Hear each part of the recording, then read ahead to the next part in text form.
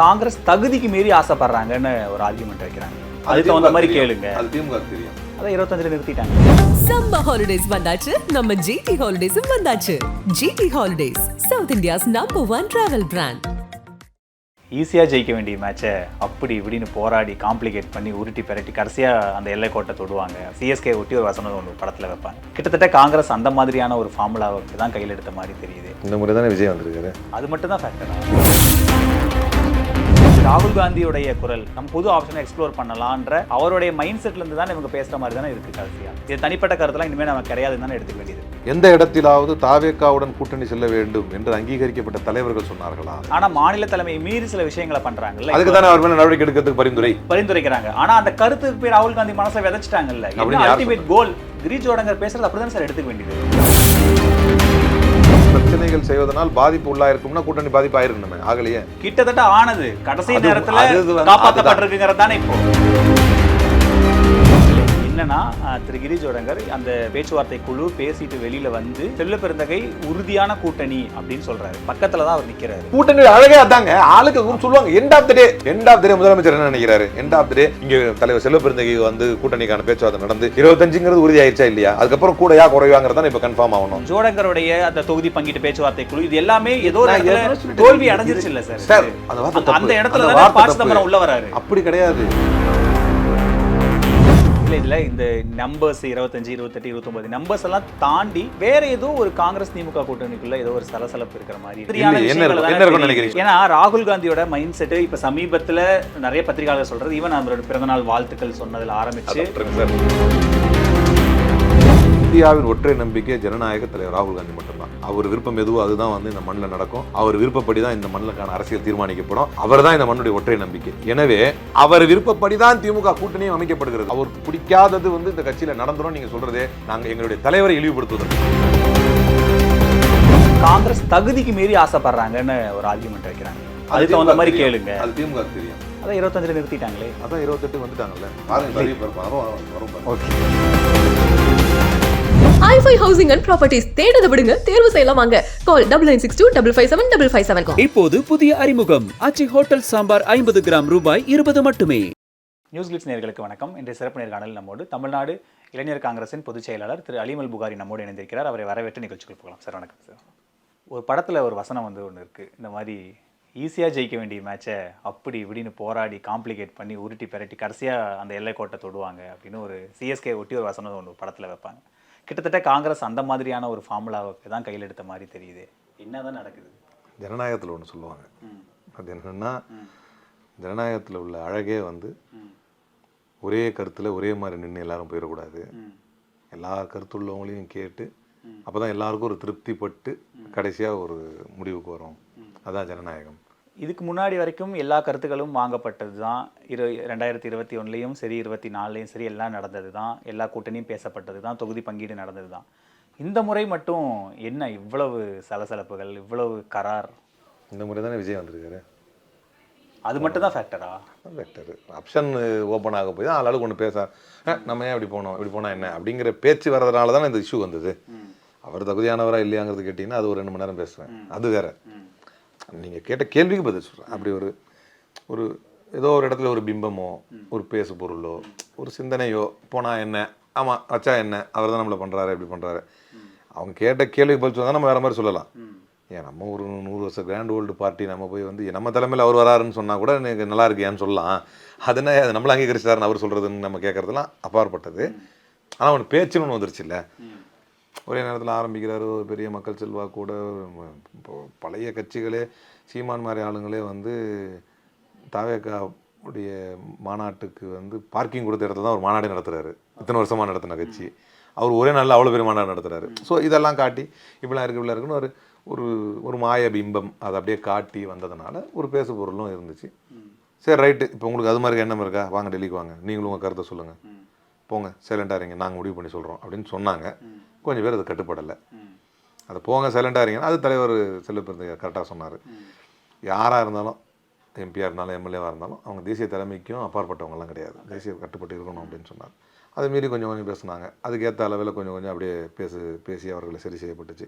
இன்றைக்கி அது சம்மந்தப்பட்டவங்களே வந்து என்னதான் இருந்தாலும் 2வது கட்சியுடைய தலைமை கட்டுப்பட்டு போகிறது தான் நமக்கு அழகு அப்படிங்கிற ஒரு முடிவுக்கு வந்து இது வந்து ஜனநாயகத்துடைய அழகாக நான் பார்க்குறேன். இல்லை என்னன்னா ஆரம்பத்தில் இது அவங்களுடைய தனிப்பட்ட கருத்து, ஏன் இப்படி பேசுகிறீங்க, அவங்க மேலே நடவடிக்கை எடுக்கப்படும், இந்த மாதிரியான விஷயங்கள் இருந்து நாளடைவில் அந்த குரல் கொஞ்சம் கொஞ்சமாக அதிகரிச்சு இது ராகுல் காந்தியோட குரலை தான் இவங்க பிரதிபலிக்கிறாங்க. ஜோடங்கர் ஆகட்டும், மாணிக் தாகூர் ஆகட்டும், பிரவீன் சக்கர் அந்த குரலை பிரதிபலிக்கிறாங்க. ஏன்னா அது எங்கே அந்த சந்தேகம் வருதுன்னா, சென்னையில் இருக்கிற வரைக்கும் கிரீஷ் ஜோடங்கர் தாவேக்காவை பற்றி பேசலை, டெல்லியில் போய் ஏஎன்ஏல பேசுகிறாரு.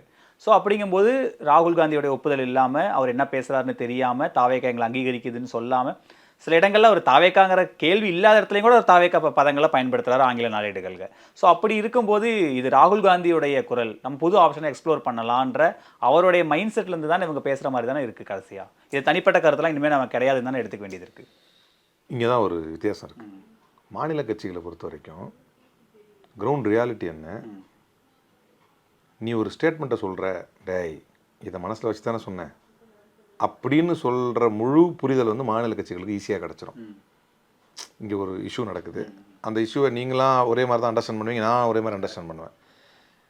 இப்போ எப்படி வச்சுக்கிட்டிங்கன்னா, இப்போ சனாதன இஷ்யூ வந்து தமிழ்நாட்டில் நம்முடைய துணை முதல்வர் வந்து வீறு கொண்டு அந்த கருத்தை வந்து எப்படி எஃபெக்டிவாக பேசினாருங்கிறது உங்களுக்கு தெரியும், எனக்கு தெரியும்.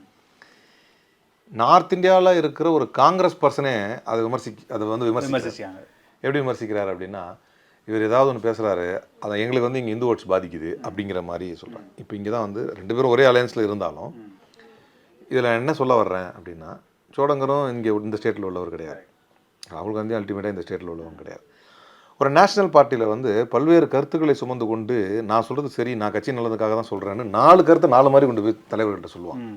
அப்போ வந்து அதை உள்வாங்கிக்கிட்டு பேச வேண்டிய கட்டாயத்துக்கு, ஏன்னா திமுக என்கின்ற மாநில கட்சியினுடைய புரிதல் காங்கிரஸ் என்கின்ற தேசிய கட்சியுடைய புரிதல், திமுக என்கின்ற மாநில கட்சியின் புரிதல் விஜய் என்கின்ற ஆப்ஷன் இல்லாத போது, விஜய் என்கின்ற ஆப்ஷன் இருக்கின்ற போது, காங்கிரஸ் என்கின்ற தேசிய கட்சியின் புரிதல் விஜய் என்கின்ற ஆப்ஷன் இருக்கின்ற போது இல்லாத போது அப்படின்னும் போது டோட்டலாக சினாரியோ வந்து டிஃப்ரெண்ட் ஆகுது. இதுக்கு முன்னால் எல்லாம் சரிதான், அவர் நம்மளை ஏற்கிறாரு, நம்மளை தலைவர் மேலே ரொம்ப அன்பாக இருக்கிறாரு, அதில் போனால் என்னன்னு யாராவது போய் புதுசாக ஒன்று கிளப்ப. கிரவுண்ட் ரியாலிட்டி நான் ஏற்கனவே சொல்லிட்டேன். ஒரு இஷ்யூ பேஸில் நீங்கள் எவ்வளோ பெரிய அறிவாளியாக இருந்தாலும், நான் வந்து தமிழ் இப்போ நம்முடைய முதலமைச்சர், இந்தியாவிலே தலை சிறந்த முதலமைச்சர், அரசியல் சாதுரியம் தெரிந்தவர், எல்லா திறமையும் உள்ளவர், அவரால் 1000 தான் வந்து அந்த அளவுக்கு பெருசாக சாதிக்கலைனாலும் தேஜஸ்வி யாதவனுடைய பீகார் கிரவுண்ட் ரியாலிட்டியை வந்து நம்முடைய முதலமைச்சரால் புரிஞ்சிக்க முடியாது. 1000 தான் அவர் சிஎம்மாக. ஸோ இது மாதிரி தான், அது என்னதான் அவங்க பெரிய தலைவர்களாக இருந்தாலும், என்னதான் திறமைசாலிகளாக இருந்தாலும், இங்கே மண்ணில் ஒரு ரியாலிட்டி இருக்கும். தேசிய கட்சிகளுடைய இஷ்யூ பிரச்சனை வந்து அதுவாக தான் இருக்கும். இப்போ உதாரணத்துக்கு நீங்கள் அண்ணாமலை வந்து பிஜேபியை ஏமாத்தினதை நீங்கள் எடுத்துக்கலாம். நம்ம கட்சிக்காரங்க எத்தனையோ பேர் இருப்பாங்கன்னாரு உள்ள பாராளுமன்றத்தில், எக்ஸாக்டாக அதை கவுண்ட்டை மறக்கிறேன், 8 10 எவ்வளோ சொன்னார், 10 பேர் உள்ளே இருப்பாங்க பாராளுமன்றத்தில் சொன்னார். நடந்துச்சா? அவங்க ஆனால் அதை ஏற்றுக்கிட்டாங்களே முட்டாளா?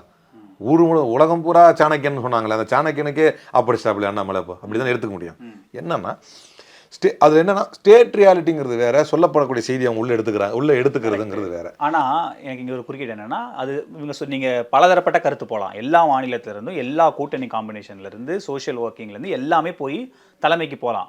நேஷனல் பார்ட்டி அந்த இடத்துல தான் நேஷனல் தலைவர் என்ன முடிவு எடுக்கிறாரு, நேஷனல் தலைவருடைய பார்வை என்ன இருக்குது. எல்லா மாநிலங்கள்லேயும் அவங்க இருந்தாலும் ஒரு மாநிலத்துக்கு அவங்க தனித்தனியாக ஒர்க் பண்ணுறாங்க. ஏற்கனவே இங்கே முன் அனுபவம் இருக்கிற கர்கே இருக்காரு, சோனியா காந்தி இருக்காங்க. ப்ளஸ் இந்த கூட்டணி இன்னைக்கு நேற்று உருவானதில்லை, கிட்டத்தட்ட 3 தேர்தல்களாக தொடர் வெற்றி. அப்படிங்கிற இடத்துல இருந்து தானே ராகுல் காந்தி இதை அப்ரோச் பண்ணியிருக்கணும். உடனடியாக நீங்கள் அதை அதான் சொல்ல வந்தேன், நீங்கள் போயிட்டீங்க. நான் முடிக்காமல் விட மாட்டேன்ல, நான் அப்படியே ஒரு கோர்வையாக வந்தேன். இப்போ இதில் ஆளுக்கு ஒரு கருத்து சொல்கிறாங்க, அதை வந்து ஒரு தேசிய தலைமை கண்டிக்க மறந்துருச்சு, தலைமைகள் வந்து அது அந்த பாயிண்ட் தான் வர்றீங்க, அந்த பாயிண்ட் தான் வர்றீங்க. இங்கே நல்லா பாருங்கள், யார் யார் என்னென்ன கருத்து சொன்னா அப்படிங்கிறது பாருங்கள். எந்த இடத்திலாவது தாவேக்காவுடன் கூட்டணி செல்ல வேண்டும் என்று அங்கீகரிக்கப்பட்ட தலைவர்கள் சொன்னார்களா அப்படின்னா, முக்கியத்துவம் வாய்ந்த நபர்களில் தலைவர் ராகுல் காந்திக்கு நெருக்கமான நபர்களில் யார் இந்த வார்த்தையை சொன்னார்களோ அவர்களின் மீது நடவடிக்கை எடுப்பதற்கான பரிந்துரையை செய்வேங்கிறத வந்து ஸ்ட்ரிக்டாக வந்து தலைவர் செல்வபிரந்தை சொல்லிட்டார். மற்ற யாருமே இந்த டிவிக்குங்கிற ஆப்ஷனை வந்து யாரும் அழுத்தலை, பேசலை. கூட்டணியில் இது இருக்கணும், ஆட்சியில் பங்கு வேணும், அது மாதிரி பேசிக்கிட்டாங்க. அது வந்து ஒரு கட்சி மேலே இருக்கிறது, அது அவங்க ஏற்கிறாங்களா, அது வந்து அது ஆரோக்கியமான விமர்சனமாக தான் நான் பார்க்குறேன். அதை எதிர்த்தாங்க போனாங்க, கடைசியில் இப்போ அவரே வந்து நம்ம கட்சியை சொல்கிறது தான் ஏற்றுக்கணும். அப்போ எந்த வாதத்துக்கு நடவடிக்கை எடுப்பதற்கான பரிந்துரை செய்வேன்னு தலைவர் செல்வபெருந்தகை சொன்னாரோ அது ஆட்சேபிக்கத்தக்க கருத்து, அது வந்து கண்டிக்கத்தக்கது, அதுக்கு கண்டிச்சிட்டார்.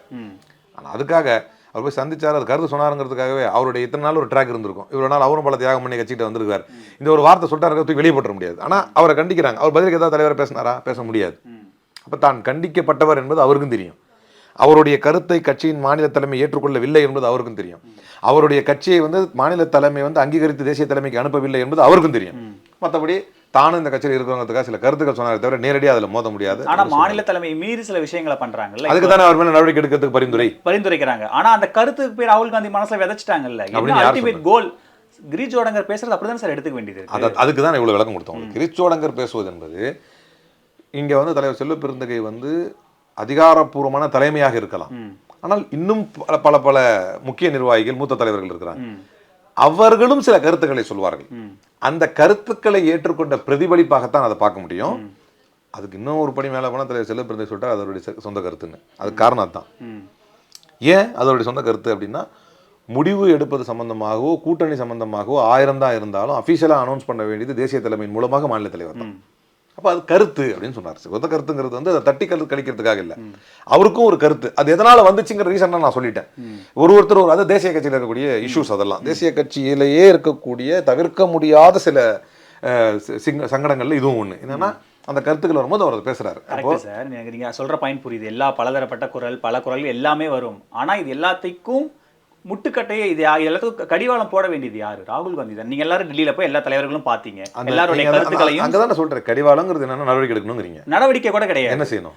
எல்லாரும் செல்வ பெருந்தகே சொல்றாரு, யாரும் பேசாதீங்க, பொது வெளியில கூட்டணி பத்தி பேசாதீங்கன்னு தேசிய தலைமை அறிவுறுத்தி இருக்குன்னு சொல்றாரு. அங்க அந்த கூட்டம் முடிச்சுட்டு வந்து அதுக்கப்புறமுமே தொடர்ந்து அவங்க பேசிட்டு தான் இருக்காங்க. அதுக்கப்புறம் என்ன சொன்னாரு? நீங்கள் எம்பியாக இருந்தாலும் நீங்கள் தேசிய தலைமைக்கு அப்பாற்பட்டவர் அல்ல, அதை விட உயர்ந்தவர் அல்ல.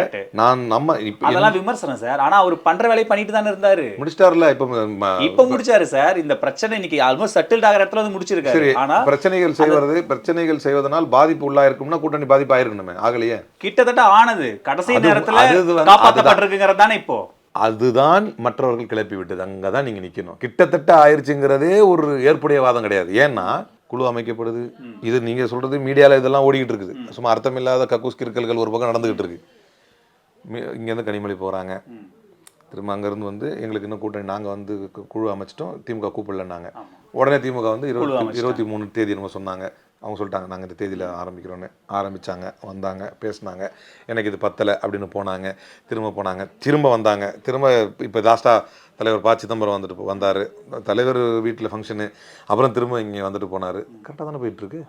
அது எந்த திட்டத்தட்ட முறிந்து விட்டதுங்கிற அது வந்து யார் சொல்கிறான்னு எனக்கு தெரியல. இல்லை, இங்கே என்னன்னா திரு கிரீஷ் ஜோடங்கர் அந்த பேச்சுவார்த்தை குழு பேசிட்டு வெளியில் வந்து செல்வ பெருந்தகை உறுதியான கூட்டணி அப்படின்னு சொல்கிறாரு. பக்கத்தில் தான் அவர் நிற்கிறாரு. தமிழ் வேணா அவர் கொஞ்சம் புரியாமல் இருக்கலாம் கூட எடுத்துக்கலாம். ஆனால் அவர் என்ன சொல்ல வராருன்ற அர்த்தம் அவருக்கு புரியும். கிட்டத்தட்ட இந்த கூட்டணி சுமூகமாக இருக்குது, எல்லாமே இதாகுது, பேச்சுவார்த்தை நல்லபடியாக போய்கிட்டு இருக்குன்றாரு. உடனே டெல்லி போய் சொல்கிறாரு 25 சீட் எங்களுக்கு தரேன்றாங்க, நாங்கள் வந்து இன்னும் அதிகமாக எதிர்பார்க்குறோம், எங்கள் பட்டியலை நாங்கள் கொடுத்துட்டு வந்திருக்கோம், அவங்க இது ஓகேன்னு சொன்னால் தான் அடுத்த கட்ட பேச்சுவார்த்தை ப்ரொசீடிங்கே நடக்கும், நெக்ஸ்ட் ப்ரொசீடிங்கே நடக்கும்னு இன்னைக்கு கிரீஷ் ஜோடங்கர் கொடுக்குறாருல. அங்கே பொதுவாக உள்ளுக்குள்ளே பேசுகிறத வெளியில் சொல்ல மாட்டாங்க சார். 25 அதுக்கு தான் அவருடைய சொந்த கருத்துன்னு தலைவர் சொன்னார். குழுவோட தலைவர் யாரு? குழுவோட தலைவர் இந்த பேச்சுவார்த்தை குழுக்கு அவர் தானே தலைவர். அபிஷியலா யார் அனௌன்ஸ் பண்ணணும்? அதுக்கு தான் சொன்னாரு. அதாவது நல்லா கேளுங்க, அதுல ஏதாவது வந்து கூட்டணி விட்டு வெளியே போயிட்டு நான் உங்க பாயிண்ட் இல்ல, கூட்டணி விட்டு வெளியில போகணும் இல்ல. இப்போ நீங்கள் என்ன மிஞ்சி பண்ணால் ஒன்று சொல்லலாம், இது ஒரு மைனர் மிஸ்டேக்குன்னு வேணால் அக்செப்ட் பண்ணலாம். ஏன்னா கூட்டணியில் வந்து இந்த எண்ணிக்கை சம்மந்தம் வெளியே பேசியிருக்க கூடாது அப்படின்னு சொல்கிறத வேணா ஒரு மைனர் மிஸ்டேக்குங்க சொல்லிட்டு தான் அங்கே தான் சொல்கிறாரு, தாவேகா வந்து எங்களை அங்கீகரிக்குது, தாவேகா இளைஞர் யூத் ஃபோர்ஸ் இருக்கு, எங்களை அங்கீகரிக்கிறாங்க, எங்க பவர் அங்கீகரிக்கிறாங்க. அதுக்கு தான் இவ்வளவு நேரமா விளக்கம் இல்ல இல்ல, அது தாவேகா என்பது ஒரு ஏற்புடைய சக்தி இல்லை என்றாலும் பல்வேறு நபர்கள் இவங்க வந்து டைரக்டா இந்த கிரவுண்ட்ல இருக்கிறவங்க இல்லை. கொஞ்ச நாள் இருப்பாங்க இன்சார்ஜ், திடீர்னு இவங்களை மாத்திரும். இவருக்கு முன்னால வந்து அஜயகுமார் இருந்தார், அப்புறம் இவரை மாத்தினாங்க. இவர்கள் வந்து ஒரு அப்சர்வர் மாதிரி தான், அவங்க வந்து ஒரு பார்ப்பாங்க, மேலிட பார்வையாளர் மாதிரி தான். அவங்களுக்கு முழுக்க இந்த கிரவுண்ட். அதுக்கு தான் உங்களுக்கு அண்ணாமலை உதாரணம் இவ்வளவு நேரமா சொன்னேன். ஏன்னா அப்படி சொல்லப்படக்கூடிய நபர்களிடமிருந்து பெறப்படக்கூடிய கருத்துக்களை தான் அவர்கள் பிரதிபலித்து விடுகிறார்கள் என்பதற்கான ஒரு வரையறையை வைக்கணும் அப்படிங்கிறது தான் தலைவர் வந்து சொந்த கருத்து. இப்போ உங்க லாஜிக் படி எடுத்துக்கிட்டா ஒரே ஒரு நபர், நீங்க பிரவீன் சக்கரவர்த்தி கூட விட்டுருங்க, அவர் தமிழக காங்கிரஸ்க்கு ஒரு சம்பந்தம் இல்லை. ஒரே ஒரு நபர் மாணிக் தாகூர் மட்டும்தான் இந்த விவகாரம் தொடர்ச்சியா பேசிட்டு வர்றாரு. அவருடைய கருத்தை ஜோடங்கர் பிரதிபலிக்கிறார். ஆனா தமிழக காங்கிரஸ்ல நீங்க இருக்கீங்க, செல்வ பெருந்தகை, யாருமே பேசல. யாருடைய கருத்தை ஜோடங்கர் பிரதிபலிக்கிறாரு? மாணிக் தாகூருடைய கருத்தை தான் அவர் அந்த இடத்துல இது வரைக்கும் தாவேக்கால நல்ல யூத் ஃபோர்ஸ் இருக்குது, அப்படிங்கிறது ஒரு முறை அவர் பேசினார்ல எங்களை டெல்லியில். அங்கீகரிக்கிறாங்க. அதான் அந்த டெல்லியில் ஒரு முறை பேசினார்ல, அதை தவிர எங்கெங்கெல்லாம் பேசினார். எங்களை இந்தியன் நீங்க எக்ஸ்பிரஸ் சொல்லக்கூடிய கொடுத்த எம்பி பேட்டியில வந்து பேசியிருக்காரு. நீங்க சொல்லக்கூடிய எம்பி வந்து கண்டினியூஸா இதை வந்து ஒரு கிட்டத்தட்ட ஒரு மோதல் போக்கு மாதிரியே தொடர்ந்து நடந்ததுனால படையே நின்னு திமுகவோட போகணும்னு நிக்கிறீங்க. ஒரே ஒரு ஆள் இந்த கூட்டணிக்குள்ள இல்லங்க எங்களுக்கு ஆட்சி அதிகாரத்துல பங்கு தாவேக கூட்டணிங்கிற கருத்தை டெல்லி வரைக்கும் பேச்சுவார்த்தைக்குழு தலைவர் வரைக்கும் விதைச்சு அது டெல்லி வரைக்கும் கொண்டு போய் சேர்த்துட்டாரு இல்ல. அப்ப நீங்களாம் ஏதோ ஒரு இடத்துல இதை நான் ஏற்கனவே சொல்லிட்டேன், அவங்களுக்கு அந்த கருத்து இருக்கும். அந்த கருத்து வந்து மேலிட பார்வையாளராக அவர்களுக்கு புரியாது, அது அவர்களால் ஏற்க முடியாது, அவங்களுக்கு அது விளங்காது. அப்போ உடனே வந்து இந்த கருத்தும் ஒருவேளை கரெக்டா இருக்குமோ அப்படின்னு அவங்க அதை எடுத்துக்குவாங்க. எடுத்துக்கிட்டு பேசப்பட்ட அதிகமா எடுத்துக்கிட்ட மாதிரி இல்ல இருக்கு. அடுத்து அதிகமா எடுத்துட்டு இருந்தா என்ன கூட்டணி பேச்சுவார்த்தை வந்துடக்கூடாது, கொஞ்சம் வெயிட் பண்ணுவோம், பேச்சுவார்த்தை ஆரம்பிச்சோம்னா அபிஷியல் ஆன மாதிரி ஆயிரும், நம்மள மாதிரி கிராண்ட் ஓல்ட் பார்ட்டிக்கு அது நல்லா இருக்காது, ஒரு பக்கம் விஜயும் கூடுவோம் ஒரு பக்கம் இவங்களையும் கூடுவோம் அப்படின்னு கோவப்படுறாங்கல்ல சார். அப்படி இருந்திருக்கணும். அது நீங்க திமுக காரன் தான் போய் கேட்கணும். நீங்க திமுக நீங்க பண்றவங்க தான் அவங்க கோவப்படுறாங்க. இல்ல அவங்க பட்டாங்களா இல்ல அபிஷியல் உங்களுக்கு எப்படி தெரியும்? 25 இடங்களை கொடுத்தாங்க, 25 இடம் தான் ஸ்ட்ரிக்ட்டா சொல்லிட்டாங்க. அது வந்து நாங்க ஏற்கனவே வாங்கின சீட்டு, அதனால அவங்க அதுல நிக்கிறாங்க. நாங்க அதுக்கு மேல வளர்ந்துருக்கிறோம். செல்வ பெருந்தகை தலைவர் வந்ததுக்கு பிறகு வந்து கிராம கமிட்டிகள் அமைச்சிருக்கிறோம், கட்சிகளை வந்து கடைநிலை கொண்டு போய் சேர்த்திருக்கிறோம், யூத் காங்கிரஸ் வந்து ஸ்ட்ரென்தன் பண்ணிருக்கிறோம், எங்களுக்குன்னு ஒரு பலம் இருக்குது. ரெண்டாவது நாங்க அதே வாங்கிட்டு இங்க இருந்தோம்னு சொன்னா எதிரணியில் இருப்பவர்கள் கூட நம்மள ஏதாவது பேசக்கூடும். இப்படி பல காரணங்களை முன் வச்சு அதுக்கான அடுத்த கட்டத்தை நோக்கி நகர்றோம். அப்படின்னால நீங்க விளங்கிக்கணும், இது போகிற போக்கில் பேசப்பட்ட பேச்சாகத்தான் எடுத்துக்கணும் தவிர ஏன் அப்படி எடுத்துக்கணும் அப்படின்னா ஜோலங்கர் பேசுறது. ஏன்னா அது எதுக்கு அந்த வார்த்தையை சொல்றேன், அது முடிச்சிடுறேன். அதுக்கு தான் எதுக்கு அந்த வார்த்தையை சொல்றேன் அப்படின்னா, தேர்தல் குழு அமைக்கப்பட்டுருச்சு, கூட்டணி பேச்சுவார்த்தைகள் நடந்துகிட்டு இருக்கு. 25ங்கிறது சும்மா சாதாரண எண்ணிக்கை கிடையாது. அது வரைக்கும் தரேன்னு சொல்லிட்டாங்க, நாங்க அடுத்த கட்டத்துக்கு போக வேண்டியிருக்குது. அப்படிங்கிறது வந்து கிட்டத்தட்ட 90% முடிஞ்சு போச்சுன்ற அர்த்தத்தை நான் சொல்லல, தலைவர் செல்வ பெருந்தகை அவர் பக்கத்துல வச்சுக்கிட்டே சொல்லிட்டார். இந்த கருத்து ஏன் வந்துச்சுங்கிறது உங்களுடைய கேள்வி. சோடங்கருடைய இந்த கருத்து ஏன் வந்துச்சுன்றதுக்கு தான் நான் ஏற்கனவே பதில் சொல்லிட்டேன். ஒரு தேசிய கட்சியில் எதிர்கருத்துக்களை கூட இப்ப நான் ஓகே செல்வ பெருந்தகை இந்த கருத்தை சொல்லிட்டாரு, வேற என்னென்னலாம் ஆப்ஷன் இருக்குப்பா, இவர் தெளிவா சொல்லிட்டாரு, வேற என்னென்னலாம் கருத்து இருக்குப்பா இப்படி கேட்பாங்க. அப்படி சொல்லப்படக்கூடிய சில கருத்துக்கள் வரும் பொழுது அந்த 25ல் அவர் உடன்பாடு இல்லை, ஏன்னா அவர் தான் இன்சார்ஜா இருக்கிறார். உடன்பாடு இல்லை அப்படின்னும் போது விஜய் கட்சியில எல்லாம் கூட கூட்டு தரதமா செய்யறாங்க அப்படின்ற ஒரு போற போக்கில் சொல்லப்பட்ட பேச்சை தான் கூட்டணி பிளவு அப்படின்னு ஒரு இது பண்றதா இருந்தா இது திமுக வந்து கஷ்டத்தை கொடுக்குது, இது கூட்டணியே வந்து சங்கடத்தை தந்துருமா அப்படிங்கிற கேள்வி வரும்பொழுது தான் நீங்க எப்படி சொல்றீங்க? ஆதாரப்பூர்வமா சொல்லுங்க. இல்ல சார், ஆதாரப்பூர்வமா இல்ல. என்னன்னா திமுக ஆட்கள், திமுகவினரே முன்னாள் அமைச்சர்கள்ல இருந்து இப்போ ராஜகண்ணப்பன்ல இருந்து கே நேருல இருந்து எல்லாருமே பிளஸ் திமுகக்காக ஒர்க் பண்றவங்க, சமூக வலைதளங்கள்ல இருக்கிறவங்க எல்லாரும் காங்கிரஸ் இந்த கூட்டணியே வெளியில போனா போட்டும் அப்படின்ற வலைதளங்களை நீங்க விட்டுருங்க. நான் இது வந்து ரொம்ப நாளா உங்ககிட்டயே நான் சொல்லியிருக்கேன்னு நினைக்கிறேன். தளபதி ராஜகண்ணப்பன் எல்லாரும் பேச இவங்க பேசுனதுக்கு அப்புறம் தானே RS பாரதி சொன்னாரு கூட்டணி பற்றி நீங்க பேசாதீங்க அப்படின்னாரு. இது கட்சியில் நடக்கிறது சார், அது திமுக நடக்கலையா? அப்போ நடந்துருச்சு. உடனே RS பாரதி அறிக்கை கொடுத்தாரு, கூட்டணி சம்பந்தமா தயவு செஞ்சு யாரும் கருத்து தெரிவிக்காதீங்க. அதுக்கப்புறம் அவங்க யாரும் தெரிவிக்கல. அதே மாதிரி தான் எங்களுக்கும். அப்போ இல்லையே சார், அதான அதுதான் பிரச்சனை. கூட்டணி அழகே அதாங்க. ஆளுக்கு சொல்லுவாங்க எண்ட் ஆஃப் த டே முதலமைச்சர் என்ன நினைக்கிறாரு, எண்ட் ஆஃப் த டே இங்க தலைவர் செல்வ பெருந்தகை வந்து கூட்டணிக்கான பேச்சுவார்த்தை நடந்து 25ங்கிறது உறுதி ஆயிடுச்சா இல்லையா, அதுக்கப்புறம் கூடயா குறைவாங்கிறதா இப்ப கன்ஃபார்ம் ஆகணும், இப்ப முடிவு ஆகணும். நான் என்ன சொல்லிட்டு இருக்கேன் தெளிவா, இந்த பக்கம் அந்த பக்கம் எல்லா பிரச்சனை ஏன் இப்படி போயிட்டு இருக்குன்றத நீங்க கேள்வியா கேட்குறீங்க. சப்ஜெக்டை பாருங்க, முடிஞ்சு போச்சுங்கிறேன் நான். ஏன் இந்த பிரச்சனைனா மேல இவ்வளவு நடந்துகிட்டு இருக்கு, இது நடுவில் இந்த பேச்சுவார்த்தைக்குள்ள எதுவுமே இல்லாம ப. சிதம்பரம் உள்ள வராரு. ப. சிதம்பரம் உள்ள வரும்போது தான் நிறைய பத்திரிகையாளர்கள் சொல்றது சோனியா காந்தி கர்கேயோடைய வலியுறுத்தலின் பேர்ல தான் கார்கே சிதம்பரம் அவர்கள் முதலமைச்சரை சந்திக்கிறாரு. ஏன்னா அவங்க திமுகவோட கண்டினியூ பண்ணணும்னு நினைக்கிறாங்க. சோ அப்போ இந்த இடத்துல ஜோடங்கருடைய அந்த தொகுதி பங்கிட்டு பேச்சுவார்த்தை குழு இது எல்லாமே ஏதோ தோல்வி அடைஞ்சிருச்சு இல்ல சார். அந்த இடத்துல ப. சிதம்பரம் உள்ள வராரு. அப்படி கிடையாது, இன்னும் கூடுதல். ஆமா 25ங்கிறது கன்ஃபார்ம் ஆயிருச்சுங்க. நானா போறப்பல சொல்றேன் 25 உறுதி ஆயிருச்சு, சோடங்கர் தான் சொல்றாரு. இன்னும் கூடுதலா வேணும். சரி, சோடங்கரை அனுப்பி பேச வேணாம், இதுலயே களத்தில் இருக்கக்கூடிய அவரோட மூத்த தலைவர் சிதம்பரத்தை அனுப்பலாம். இது ஜனநாயகத்தின் அழகு, இந்த கட்சியினுடைய உரிமை, இதை யாரும் கேள்வி கேட்க கூடாது. இது ஜனநாயகத்துடைய அழகு, கட்சியினுடைய விருப்பம். இதுல என்னுடைய பாயிண்ட்டுக்கு இன்னொரு வலு சேர்க்கக்கூடிய விஷயம் என்னன்னா, இதுதான் எவ்வளவு தூரம் இந்த திமுக கூட்டணியில் நாம் தொடர வேண்டும் என்று தேசிய தலைமை விரும்புகிறது என்கிறத காட்டுது. ஒரு முன்னாள் மத்திய அமைச்சர், அதுவும் முன்னாள் பவர்ஃபுல்லான ஹோம் மினிஸ்டராக இருந்த, நிதியமைச்சராக இருந்த இவ்வளவு பெரிய தலைவரை வந்து நீங்க போய் அந்த கூட்டணிக்கான விஷயத்தை பேசுங்க அப்படின்னு சொல்றதுக்கான காரணமே, இந்த கூட்டணி தொடர வேண்டும் என்று நாம் விரும்புகிறோம். அந்த விரும்பக்கூடிய கூட்டணியில் நமக்கான அங்கீகாரமும் கரெக்டா இருக்கணும் நம்ம விரும்புறோம். இதுல இப்போதைக்கு சோடங்கர் போயிட்டு வந்துட்டாரு, இதை கூடுதல் படுத்துறதுக்காக நீங்க போய் பேசுங்கன்னு சொல்லியிருக்காங்க. அவ்வளவுதான். இல்ல சார், கே.சி. வேணுகோபால் போனாரு, இருக்கட்டும், ஜோடங்கர் போனாரு, சரி, இப்ப ப. சிதம்பரம் போறாரு. சோ அப்படிங்கும்போது இதே மாதிரி கேள்வியை பியூஷ் கோயல் வந்தாரு, அமித்ஷா வந்தாரு, மோடி வந்தாரு. பேசுறமே அந்த கூட்டணிக்குள்ள பிரச்சனை பாஜக கிட்ட தான் அதிமுக அடிமையா இருக்கு, அவங்க தான் பிரிச்சு கொடுக்குறாங்க, நம்ம விமர்சிக்கிறது அந்த விமர்சனம் இருந்துட்டு தான் இருக்கு. அது மாறுறீங்க. இல்ல அது அந்த விமர்சனம் வருவதற்கு காரணம் நல்லா கேளுங்க, அந்த விமர்சனம் வருவதற்கு காரணம் அவங்க யாருமே அதிமுக தலைமை அலுவலகத்துக்கு போல. ம். நீங்க அப்படி அந்த அதை சொல்லிட்டு போக கூடாது. Correct sir. இப்போ இல்லைங்க, அது கேள்வி- வெயிட் அவங்க யாரும் அதிமுக தலைமை போகல. மாநாடு நடந்தா டெல்லி தலைவர்கள் எல்லாருமே என்டிஏ தலைமையிலான கூட்டணின்னு சொல்றதும், எடப்பாடி மட்டும் பாவம் ஒத்தையாளா வந்து என் தலைமையில கூட்டணின்னு சொல்றது, அந்த மாதிரிலாம் இங்க நடக்கல. நாங்க என்னைக்குமே திமுக தலைமையிலான கூட்டணிங்கிறதுலையும் உறுதியா சொல்றோம். முதலமைச்சர் மு க ஸ்டாலின் என்பதில் எங்களுக்கு மாற்று கருத்து இல்லை. நாங்க வந்து முறையா போய் அறிவாலயத்துல போய் தான் பேச்சுவார்த்தை நடத்துறோம். So, அந்த வாதம் அவுட், அதை விட்டுருங்க. நான் அதுக்காக அதை சொல்ல வரல. அடிக்கடி தலைவர்கள் வருவது என்பது ஒரு தேசிய கட்சி வலுவாக இருக்கக்கூடிய மாநில கட்சியோடு கூட்டணி நடத்தும் பொழுது வரக்கூடிய யதார்த்தமான ஒன்று என்று சொல்லுவது தான் அதை சொன்னேன். நீங்க நம்ம தான் அந்த விமர்சனம் பண்றோம், அந்த விமர்சனம் இதுக்காக வரல.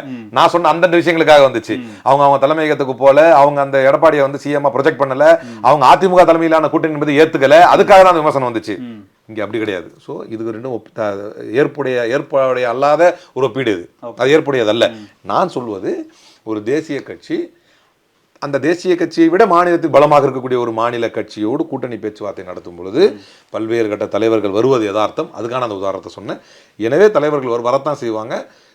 இன்னொன்று வந்து லாஸ்ட் இயர் வாங்கினதை விட இப்போ கூட்டி கேட்குறோம் அப்படின்னும் போது திமுகவோட நிலைமையிலேருந்து யோசிச்சு பார்த்தா லாஸ்ட் இயர்லேயே போகலாமே, என்ன இருந்துச்சு நீங்கள் அது. ஏன்னா நிறைய அவங்க என்ன சொல்கிறாங்க, நிறைய பேர் அக்காமடேட் பண்ண வேண்டியிருக்கு. புதுசாக தேமுதிக வந்திருக்குது, ஓபிஎஸ் வந்திருக்கிறாரு, நிறைய பேர் நாங்கள் வந்து அக்காமடேட், புதுசாக எஸ்டிபி வந்திருக்குது, புதுசாக தமிழ் சாரி சீட்டு தர்றோம். அப்போ இவங்களுக்கு எல்லாருமே நம்ம வந்து எல்லாரும் அக்காமடேட் பண்ணுறது, நீங்கள் எல்லாம் கொஞ்சம் அட்ஜஸ்ட் பண்ணால் தான் நல்லாயிருக்கும். அப்படிங்கும்போது அந்த பேச்சுவார்த்தையில் வந்து அதையே நாங்கள் பண்ணணும் அப்படின்னு சொல்கிறாங்க கேட்கலாம். இல்லை நாங்கள் பண்ணுற மாதிரி இருந்துச்சுன்னா அது எங்களுடைய கட்சிக்கு வந்து ஒரு கிராண்ட் ஓல்ட் பார்ட்டிக்கு வந்து இஷ்யூவாக இருக்கும் அப்படிங்கிறத வந்து இன்னும் இவரை விட நீங்கள் நெருக்கமானவர், அந்த ஸ்டேட்டில் இருக்கக்கூடிய முன்னாள் மத்திய அமைச்சர், நீங்கள் நல்லா ப்ராக்சிமிட்டியில் உள்ளவர், நீங்கள் போங்கன்னு தேசிய தலைமை சொல்லியிருக்கலாம். இப்படி ஆக்கப்பூர்வமாகவும் இதாகவும் ஆரோக்கியமாகவும் பார்த்தீங்கன்னா இதோடைய விளக்கமாக ஈஸியாக புரியும். இல்லை இதில் இந்த நம்பர்ஸ் 25, 28, 29 நம்பர்ஸ் எல்லாம் தாண்டி வேற ஏதோ ஒரு காங்கிரஸ் திமுக கூட்டணிக்குள்ள ஏதோ ஒரு சலசலப்பு இருக்கிற மாதிரி இருக்கே சார். இந்த நம்பர்ஸ்லாம் ஓகே, அதெல்லாம் இருக்கட்டும், ஒரு பக்கம் ஆசைப்படுறீங்களா? இல்ல அப்படி இருக்கிற மாதிரியான என்ன இருக்கும்னு நினைக்கிறீங்க? சும்மா நீங்க ஊகமா கூட சொல்லுங்க. ஏன்னா ராகுல் காந்தியோட மைண்ட் செட் இப்ப சமீபத்துல நிறைய பத்திரிகையாளர் சொல்றது, ஈவன் அவரோட பிறந்தநாள் வாழ்த்துக்கள் சொன்னதுல ஆரம்பிச்சு சார், பிறந்தநாள் வாழ்த்தெல்லாம் வந்துச்சு. உண்மையிலேயே அதெல்லாம் வந்து அட்மின்ஸு செட்டாக வச்சு அவங்க தலைவருடைய பிறந்த நாள் அப்போ போட்டுருப்பாங்க. நீங்கள் நம்புறீங்களா? நீ ஸ்டாலின் சார் பிறந்த நாள்கிட்ட, நீ ஸ்டாலின் சார் பிறந்த நாளா, happy birthday my dear birth, இல்லை ரீட் பண்ணு மிஸ்டர் ஸ்டாலின் அப்படின்னு அவர் டைப் பண்ணாரு. இல்ல அப்படிதான் நடந்த மாதிரி சொல்றாங்க. அதுக்காக தான் அது எவ்வளோ பெரிய பிழையான விஷயம். அவ்வளோ பெரிய தலைவர் அவங்க டைப் பண்ணிட்டு இருக்காரு. அவர் டைப் பண்ண மாட்டாரு சார். ஆனா கடந்த முறை அந்த வார்த்தை இருந்தது, அது அவங்க ரெண்டு பேத்துக்கு. அதனால அதை விட்டுட்டு வேற பேசுங்க. ஏன்னா இது வந்து ஹைபோதசிஸ், இது வந்து சும்மா ஒரு கற்பனைவாதம். இது அவரோட ஒப்புதல் இல்லாம அந்த ட்வீட் வந்திருக்காது இல்ல. அப்படி சரி, ஓகே, ஆமா அது உண்மை. பர்த்டே விஷஸ் போடுங்க, நல்லதா போடுங்க, இது மட்டும் தான் சொல்லியிருப்பாங்களே தவிர அந்த ஒப்புதல் ஒரு இருங்க. அப்படி இருந்தா இந்த கூட்டணியில் அதிகமாக சீட்டு வாங்கன்னு ப. சிதம்பரத்தை அனுப்புறாங்களா? ப. சிதம்பரத்தை இந்த கூட்டணியை எதுவும் உடஞ்சிராம எப்படியே பாதுகாருங்கன்னு தான் அனுப்பியிருக்காங்க. அப்படி ஒரு பக்கம் சொல்லிட்டு அதை உடைக்கிறதுக்காக அதுதான் சொல்றது யாருங்கிறது தான் பிரச்சனை. அவங்க என்ன சொல்றாங்கன்னா, இது சோனியா கார்கேவுடைய அவங்க விருப்பம், ராகுல் காந்தி விருப்பம் வேற மாதிரி இருக்குங்கிறது தான், மேல இருக்கிற தலைமைக்குள்ளுக்குள்ளேயே ஒரு சின்ன முரண்பாடு இருக்குங்கிறது தானே இப்போ அவங்க சொல்ல வர்றது. நான் வந்து கடவுள் நம்பிக்கை உள்ளவன், சரியா? தீக்க ஆள்ற திராவிடம் ஆளக்கூடிய நம்ம மண்ணில் கடவுள் நம்பிக்கை அதிகமாக உள்ளவன். நோன்பு வேற வச்சிருக்கேன். கடவுள் சத்தியமா நீங்க சொல்லிதான் இன்னைக்கு தான் இந்த செய்தி எனக்கு தெரியும். இப்படி எல்லாம் கற்பனைவாதம் நான் சொன்னேன். இது என் பலகீனமா இருக்கலாம், எத்தனை பத்திரிகையாளர் என் பலகீனமா கூட இருக்கலாம். ஏன்னா கடவுள் சத்தியமா எனக்கு இன்னைக்கு தெரியாது, இன்னைக்கு தான் எனக்கு தெரியும். இப்படி ஏன்னா ஒரு புனைக்கலாம் ஒரு கதை, நான் இப்படி வர்றேன் உடனே வந்து ராகுலுக்கு கார்கேக்கு தனியா இன்னொரு கதையை ஒன்று உருவாக்குறீங்க. நான் என்ன சொல்றேன், அப்படி ஒரு கால் கார்கேக்கும் இதில் சொல்றதுக்கே கஷ்டமா இருக்கு. இதெல்லாம் என்னங்க, எங்களுக்கு ஒரே தலைவர் ராகுல் காந்தி மட்டும்தாங்க தலைவர். அவர் தான் எல்லாம். மற்ற எத்தனை தலைவர்கள் வந்து அங்கீகாரம் பெற்ற தலைவர்களாக வரலாம், போகலாம், நிற்கலாம். அன்னை சோனியா காந்தி வந்து அவர்களை பெற்றெடுத்த தாயாக இருக்கலாம். இந்த கட்சியை வந்து 2 மாநிலத்தில் ஆட்சி செஞ்சிருந்த கட்சியை வந்து தேசியத்தை ஆளக்கூடிய கட்சியாக உருவாக்கி நிறுத்தியிருக்கலாம். அவங்க முந்தைய மூத்த தலைவர்களாக மாறிட்டாங்க. இந்தியாவின் ஒற்றை நம்பிக்கை ஜனநாயக தலைவர் ராகுல் காந்தி மட்டும்தான். அவர் விருப்பம் எதுவோ அதுதான் வந்து இந்த மண்ணில் நடக்கும். அவர் விருப்பப்படி தான் இந்த மண்ணுக்கான அரசியல் தீர்மானிக்கப்படும். அவர் தான் இந்த மண்ணுடைய ஒற்றை நம்பிக்கை. எனவே அவர் விருப்பப்படி தான் திமுக கூட்டணியும் அமைக்கப்படுகிறது. ஒரு கால் நீங்க சொல்ற மாதிரி அவருக்கு வேற என்ன இருக்குன்னா அது நடக்காதுங்க. இல்ல சார், நேத்து காலையில வரைக்கும் அவருக்கு வந்து ஒரு இடத்துல விஷயம் வந்து பிடிக்கல அப்படின்னா அந்த அவருக்கு பிடிக்காதது வந்து இந்த கட்சியில நடந்துரும். நீங்க சொல்றதே நாங்க எங்களுடைய தலைவரை இழிவுபடுத்துவதற்கு சமம் இல்ல. எனக்கு என்ன சந்தேகம்னா, நேத்து காலையில வரைக்கும் கார்கேவோ சோனியா காந்தியோ இந்த பிக்சர்ல இல்ல.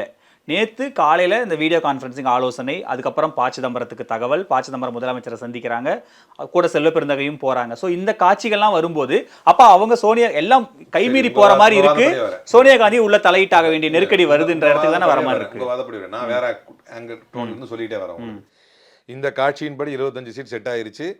அது வரைக்கும் சீன்லேயே இல்லாத ப. சிதம்பரம் வந்தாரு. ஏன் உங்க கோணத்துல விட்டுருங்க, ஏன் கோணத்தை ஏன் 25 சீட் இது வரைக்கும் கன்ஃபார்ம் ஆயிருச்சு. கூடுதலாக இருக்கிற சீட்டுக்காக ப. சிதம்பரம் தான் அனுப்புனாங்க. இவ்வளோ இலகுவாக இதை புரிஞ்சுக்கிட்டீங்கன்னா வேலை முடிஞ்சிடும். இது அப்படியே தான் சொல்ல ஹைப்போதட்டிக்கலாக அப்படி வந்திருப்பாரோ, கார்கேஜா இருக்கான், சோனியா காந்தி ஒரு டீமில் இருப்பாங்க, இவர் ராகுல் காந்தி இவங்கெல்லாம் ஒரு டீமில் இருப்பாங்க, ராகுல் காந்தி பிரவீன் சக்கரவர்த்தி இவங்கெல்லாம் சேர்ந்துக்கிட்டு இதெல்லாம் கற்பனைக்கே எட்டாத ஒவ்வாமை வாதங்கள், இதெல்லாம் ஒவ்வாத வாதங்கள், இதெல்லாம் இதை புறந்தல்லுங்க. கூட்டணி கரெக்டாக இருக்குது. இவ்வளோ சொன்னோமா? ஒரு பக்கம் கனிமொழிஜி போய் பார்த்தாங்க.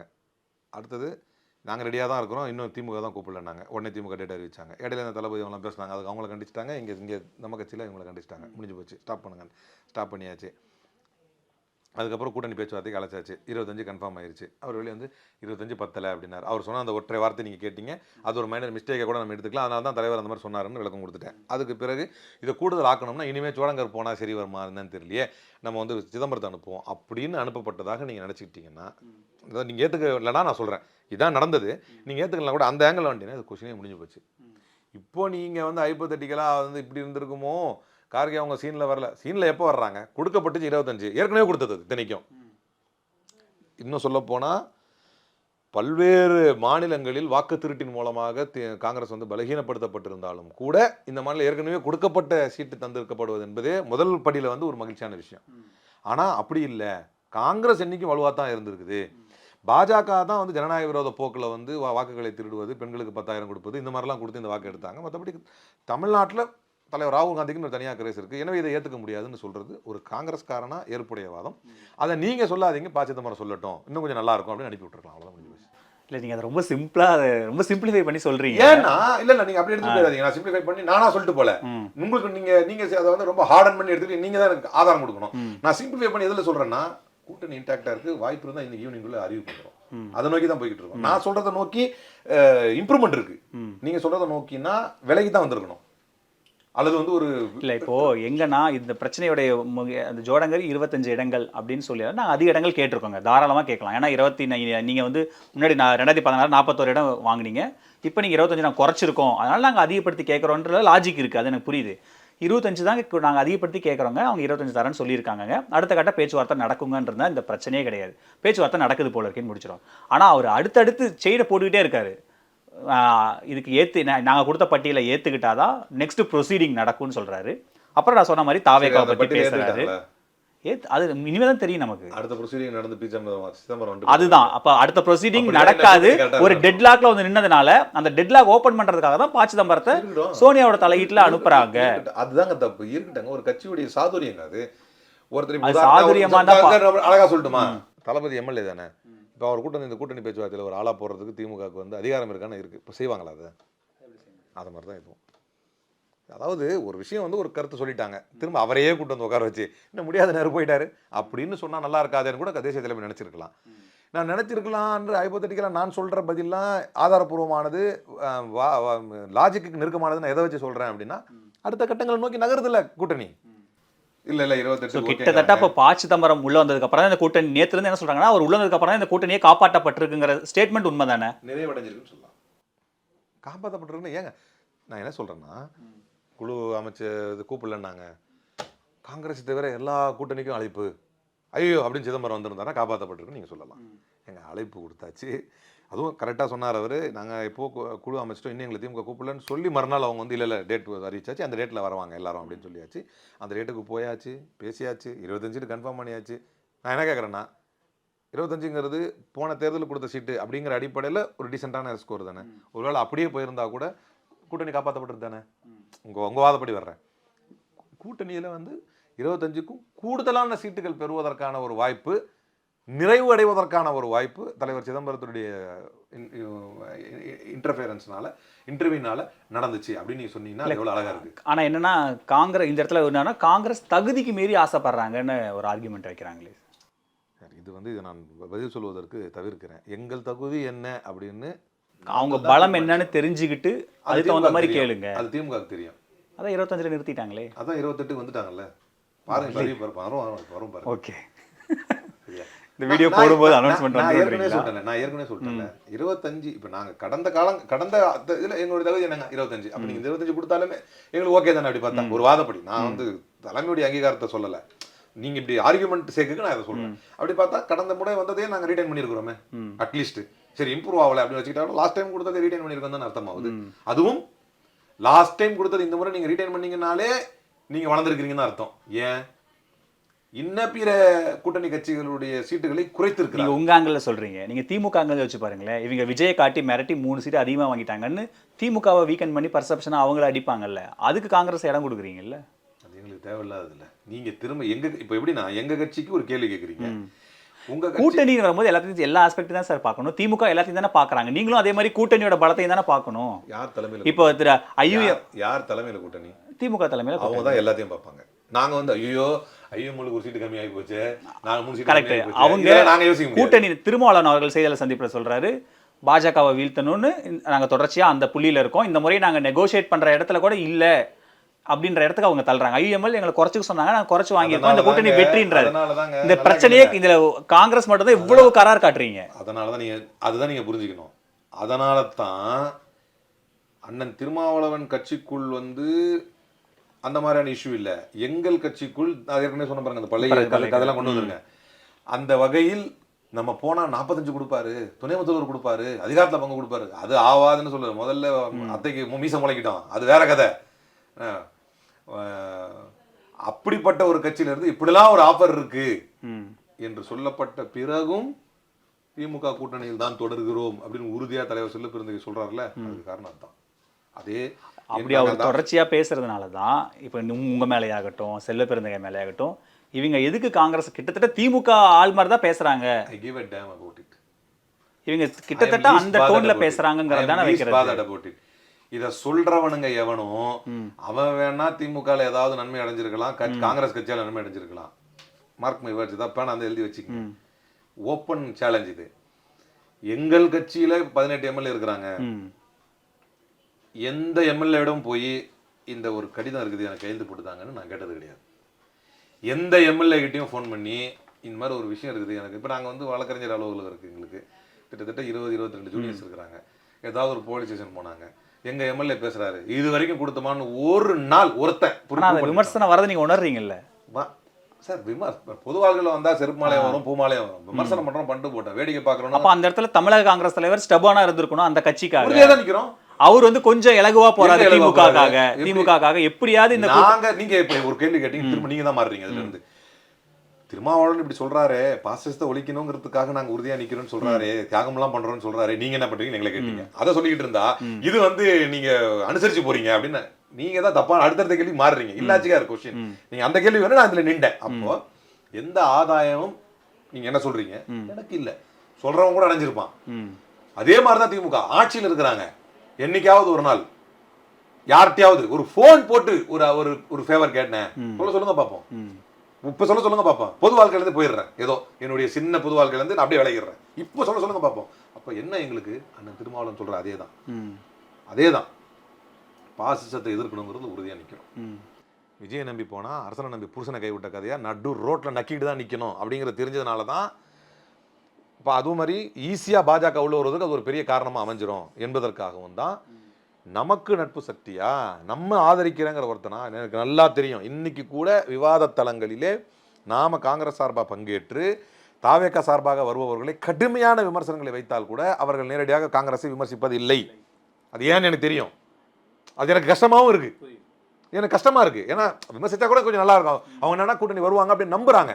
அப்படி நம்பி இருந்தும் இல்லை அப்படின்னு அவர் சொல்றோம். பெரியாரை தலைவராக இருக்கிறார் நம்மால், அப்போ இல்லை. புரட்சியாளர் அம்பேத்கர் தலைவராக இருக்கிறார் நம்மால், அப்போ இல்லை. ஏன் கர்ம வீரர் காமராஜரை தலைவராக இருக்கிறார் இல்லை. இதெல்லாம் எதுக்காக கூட்டுறோம்? இதெல்லாம் ஏன் வேணாங்கிறோம்? நீங்க சொன்ன அதே தான். அண்ணன் எழுச்சி தமிழர் என்ன சொன்னாரோ அதே தான்.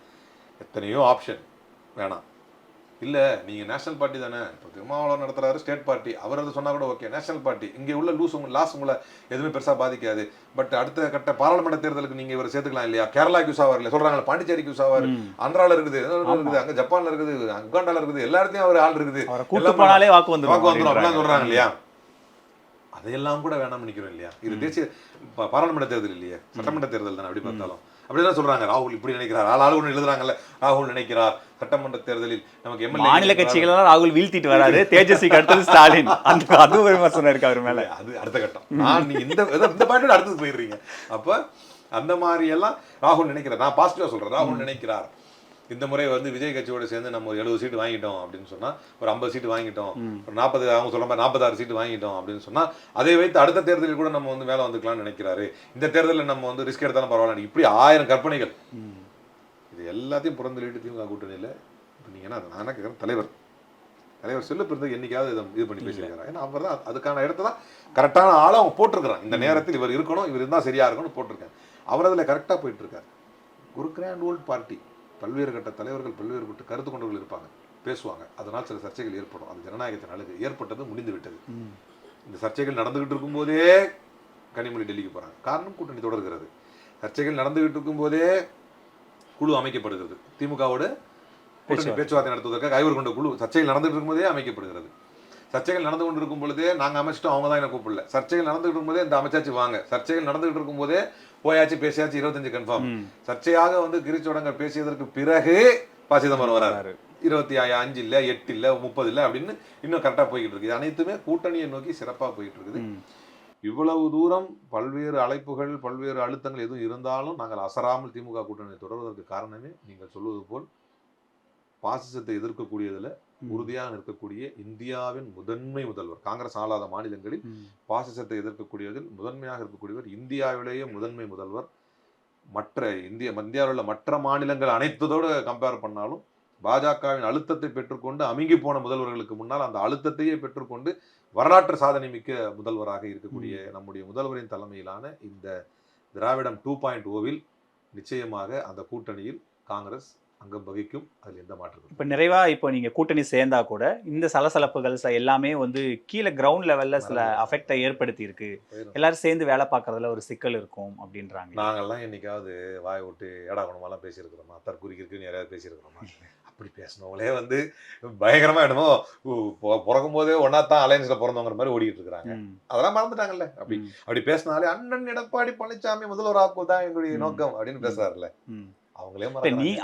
நீங்க சொல்ற நீங்க வைக்கிற விமர்சனம் அவங்க முரண்பாடு இருக்கிற கூட்டணிங்கிறது உங்க விமர்சனம். ஆனா நீங்க நேச்சுரல் அலையன்ஸ் இல்ல, திரும்ப மிஸ் பண்றீங்க.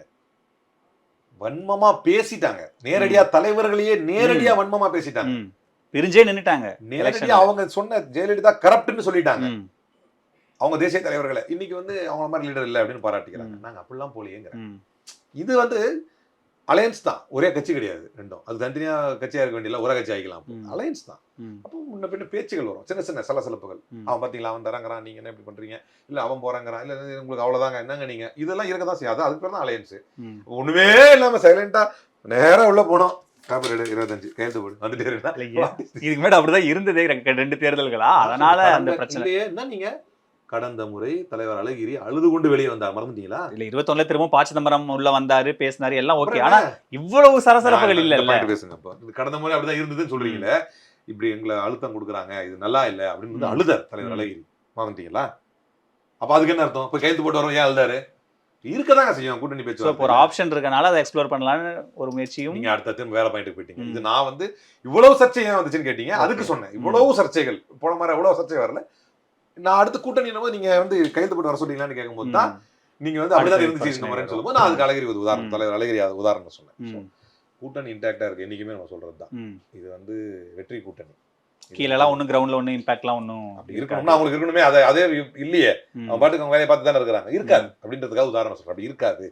ஒன்ஸ் பேக்கப் களத்துல இறங்கு அப்படின்னு இறங்கிட்டா எல்லாரும் வந்து பாசிசத்தை வீழ்த்தக்கூடிய இதுல நம்முடைய முத்துவேல் கருணாநிதி ஸ்டாலின் நம்முடைய முதலமைச்சர் சொல்வதை போல it is NDA SS Tamil Nadu அப்படிங்கிறது டக்குன்னு ஒரு அணியில் வந்து நின்றாச்சு. இப்போ தமிழ்நாடு ஒட்டுமொத்தமாக ஒரு அணியில் நின்று என்டிஏவை எதிர்ப்போம், வீழ்த்துவோம்.